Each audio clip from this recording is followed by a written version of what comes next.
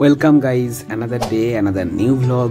আজকে আমরা চলে যাচ্ছি মায়াপুর ইসকন মন্দিরে, শ্রী শ্রী চন্দ্রোদয় মন্দির যেটা, সেখানে উল্টো রথে। তাই আমরা চলে এসেছি কাশিম বাজার থেকে ট্রেন ধরে সরাসরি ধুবুলিয়ায়। সেখান থেকে আমরা টোটো ভাড়া করে নিয়েছিলাম। টোটো ভাড়া করে আমি আর মা চলে গিয়েছিলাম মায়াপুরের জগন্নাথ দেবকে দেখতে। মানে মায়াপুর তার মাসির বাড়ি হয়, সেখানে চন্দ্রোদয় মন্দিরে তিনি থাকেন 7 দিন। বিভিন্নভাবে তাকে পূজিত করা হয়, তার চলে তার আনন্দ বিলাস সব কিছুই। তবে দেরি হয়ে যাওয়াতে টোটো কিছু দূর গিয়েই থামিয়ে দেয়। তারপরে এই প্রসাদ খেতে খেতে হাঁটতে হাঁটতে চলে এসেছি যেখানে আমরা রথের দেখা পেয়েছিলাম প্রথম। মাসির বাড়ির মানে জগন্নাথ দেবের আসল যেখানে জগন্নাথ দেব থাকেন মায়াপুরের, তার ঠিক কিছুটা আগে আমরা চলে এসেছি তার কাছেই। এই যে দূর থেকে দেখতে পাওয়া যাচ্ছে আমাদের চন্দ্রোদয় মন্দির, মায়াপুরের ইসকনের যে প্রধান মন্দির, যেটির কাজ এখনও নির্মীয়মান অবস্থায় রয়েছে। সেই ছোটবেলা থেকে দেখে আসছি এই মন্দির এখনও পর্যন্ত তৈরি হয়ে যাচ্ছে, যার চূড়ায় রয়েছে স্বর্ণের একটা, শুধু একটা নয়, স্বর্ণ খচিত একটা মন্দির তৈরি হচ্ছে। সঙ্গে রয়েছে মা, তাও আবার মাকে দেখিয়ে দিলাম। তারপরে এই যে বিভিন্ন মানুষের জনসমাগম দেখতে দেখতে রথও আস্তে আস্তে এগিয়ে আসবে। রথ মোটামুটি এগিয়ে আসতে লেগেছে। তার আগে রয়েছে বিভিন্ন রকম সুরক্ষা ব্যবস্থা, অ্যাম্বুলেন্স থেকে শুরু করে বিভিন্ন গাড়ি। সেখানে অ্যাম্বুলেন্সের সঙ্গে রয়েছে জলের ব্যবস্থা। যারা দর্শনার্থী, যারা এখানে রথ টানছেন, ওদের জন্য রয়েছে সবার জন্য জলের ব্যবস্থা। তারপর এই যে আমাদের গৌশালার গরুর গাড়িতে চড়ে প্রভু শ্রীরামের সাথে লক্ষ্মণ, মা সীতা এবং হনুমানজি চলে এসেছেন। তারপরে আস্তে আস্তে এগিয়ে চলছে বিভিন্ন বাদ্যযন্ত্র সাথে চলছে বিভিন্ন নৃত্যশিল্পী, তারা সবাই আস্তে আস্তে এগিয়ে চলছে রথের আগে আগে। কারণ আজ আবার তাকে বিদায় জানিয়ে চলে যাবে জগন্নাথ দেব, দেবী সুভদ্রা এবং বলভদ্র তার নিজের বাড়িতে। তো তাকে বিদায় জানানোর জন্য মাসির বাড়ি থেকে এক অনন্য এক অভ্যর্থনা বা সম্বর্ধনা তাকে দেওয়া হচ্ছে। তারপর আস্তে আস্তে বিভিন্ন মুখোশধারী বিভিন্ন কার্টুন, যেমন পান্ডা থেকে শুরু করে আমাদের মোটু পাতলু। আর ঠিক এর পরপরেই চলেছে আদিবাসী নৃত্য। সেখানে বিভিন্ন রকম যন্ত্র বাজিয়ে, মাদল বাজিয়ে চলছে নাচ।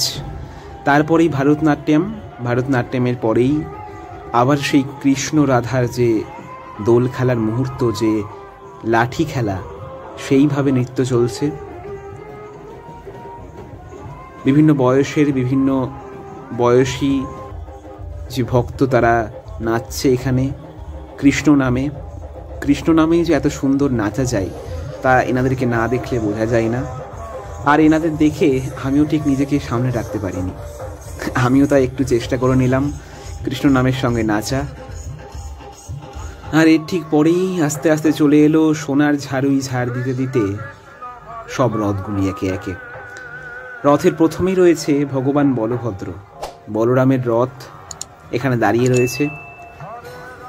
প্রভু বলরাম রথের মধ্যে, আর বিভিন্ন ভক্ত তার দড়িকে স্পর্শ করে টানের অপেক্ষায়। ভগবান চাইলেন যখন, তার রথ চলল গড়গড়িয়ে। আর সেই রথের দড়িতে টান দেওয়ার জন্য আমিও ছুটলাম। রথের দড়ি ধরা মাত্রই নিজেকে ধন্য মনে করলাম এবং আস্তে আস্তে রথ টেনে নিজের মনের যে একটা শান্তি, সেটা অনুভব করলাম। প্রণাম করে এগিয়ে চললাম আমিও। সঙ্গে ভগবান বলভদ্রকে এই যে বিভিন্ন ফল সমর্পণ করা হচ্ছে,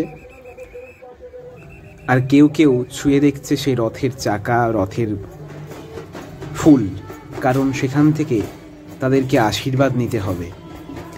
তারপর এই যে আমার মাও কিছুটা ঝাড় দিয়ে নিল ভগবানের আসার জন্য। তারপর আস্তে আস্তে এগিয়ে এলো দেবী সুভদ্রার রথের রশিতেও একটুখানি টান দিয়ে দেখলাম। তারপরে আস্তে আস্তে এগিয়ে চলল দেবী সুভদ্রার রথ। বিভিন্ন ভক্তের সমাগম হচ্ছিল দড়িতে টান দেওয়ার জন্য। আর এই যে বিভিন্ন জলে স্প্রে করছিল, কারণ সেদিনকে স্বভাবতই অনেক গরম ছিল। দেবীর রথ এগিয়ে চললো আস্তে আস্তে, এবং তারপরেই দেখা মিলল একটা আস্ত গ্রামে, যেখানে রয়েছে জল বয়ে নিয়ে যাচ্ছে ভক্তের জন্য, যাদের তেষ্টা পাচ্ছে তাদেরকে দিচ্ছে জল। এই যে এই গ্রামগুলোতে রয়েছে জল। তারপরেই চলে এলো আমাদের বহু প্রতীক্ষিত রথ। আর এই যে একজন দাদা বলছে আমাকে যে ফোনটা ঠিক করে ধরো, নাহলে কিন্তু ফোনটা পড়ে যাবে। আমি ঠিক আছে বলাতে উনিও হাসলেন, আমিও হাসলাম। সঙ্গে ভগবান জগন্নাথ দেবের রথের রশিদে টান দিতে পেরে নিজেকে ধন্য মনে করলাম। আর কৃষ্ণ নামেও যে এত সুন্দর নাচা যায়, কৃষ্ণ নাম যে এত সুন্দর একটা নাম, সেটা এই ভক্তদেরকে না দেখলে বোঝা যায় না। ভগবানের রথ এগিয়ে চলছে, আর চলছে তাদের সঙ্গে সঙ্গে এই যে এত অগণিত ভক্ত, তাদের নৃত্য, তাদের খুশি, তাদের আনন্দ, তাদের ভক্তি, সবটাই। কৃষ্ণ নাম এক সুন্দর নাম।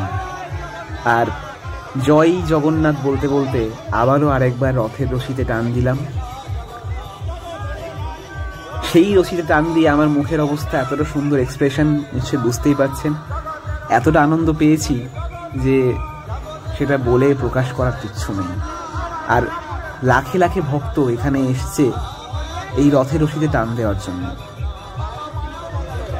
পুরী রথের থেকে কোনো অংশে কিন্তু কম নাই এই রথ।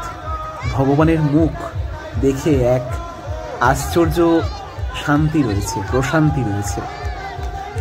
ভগবানের এই সুন্দর হাসিটা কোথাও যেন জীবনের সব দুঃখ, দিনের সমস্ত দুঃখ ভুলিয়ে দিতে পারে। ভগবানকে দেখলে কোথাও যেন সব কিছু ভুলে থাকা যায়। রথ এগিয়ে চলল তার নিজের বাড়ির দিকে, ভগবান এগিয়ে চললেন, আর আমরা এলাম আমাদের মায়াপুর ধামের যে গদা ভবন, সেইখানে একটু ফ্রেশ হয়ে তারপরে সেইখানের এই যে অদ্ভুত এক আকর্ষণীয় ফোয়ারা দেখতে দেখতে সেইখানের মন্দির, সেখানের বাগান সবটাই ঘুরে দেখলাম। তারপর আস্তে আস্তে এগিয়ে চললাম শ্রীকৃষ্ণের বাগানের দিকে। বাগানে যাওয়ার পথে দেখলাম এক আশ্চর্য বড় একটা আলপনা। তারপরে এই যে কৃষ্ণের বাগানে আমি আর মা হাঁটতে হাঁটতে ঢুকে গেলাম। তারপরে এখানে কিছু মা ফটো তুললো। ছবি তোলার পর এখান থেকে বেরিয়ে গেলাম। এখান থেকে বেরিয়ে যাওয়ার পর আমরা প্রবেশ করেছিলাম শ্রীকৃষ্ণ আর রাধারানী যেখানে রয়েছেন, তার শ্রীকৃষ্ণের যে সখীদের সঙ্গে যেখানে চৈতন্যদেব রয়েছেন, সেই মন্দিরে, মূল মন্দিরে। সেখানে ফোন আর জুতো জমা রেখে আমরা ঢুকে গিয়েছিলাম সেই মন্দিরে। তারপরে যখন বেরিয়ে আসার সময় ভিডিওগুলো করা, তো তারপরেই এইখানে দেখতে পেলাম যে বাইরে থেকেও আমাদের যে সেখানে নরসিংহদেব আছেন, ওনাকে দেখতে পাওয়া যাচ্ছে। তো সেটার জন্যই একবার বলে দিচ্ছিলাম যে এই যে এত সুন্দরভাবে সাজানো হয়েছে, এই মন্দিরেই জগন্নাথ দেব থাকেন রথের এই 7টা দিন, তার মাসির বাড়ি হিসেবে। তারপরে আরও এগিয়ে চললাম। এইখানেই আরেকবার দেখানোর চেষ্টা করলাম আপনাদের যে নরসিংহদেবকে এখান থেকে বেশ স্পষ্টই বোঝা যাচ্ছিল ফোনের ক্যামেরায় বন্দি করার পর। তারপর এগিয়ে চললাম আরও সামনের দিকে, যেখানে দেখলাম আলোর জ্যোৎস্না আলোতে ভরিয়ে দিয়েছে মায়াপুরকে, জগন্নাথ দেবের এই আগমন। তারপরেই আস্তে আস্তে জল পেরিয়ে, বৃষ্টি হওয়ার কারণে জল জমেছিল, সেই জল পেরিয়ে আমরা শিল প্রভুপাদজির যে স্মৃতি মন্দির সেই দিকে এগিয়ে চললাম। সেইখানে ফোয়ারা দেখে আস্তে আস্তে মেন গেট দিয়ে বাইরে বেরিয়ে আমরা চলে গেলাম একেবারে স্টেশনে, ধুবুলিয়া স্টেশন থেকে আবার ট্রেনে করে কাশিমবাজার, সেখান থেকে বাড়ি। আজকের জন্য এইটুকুই।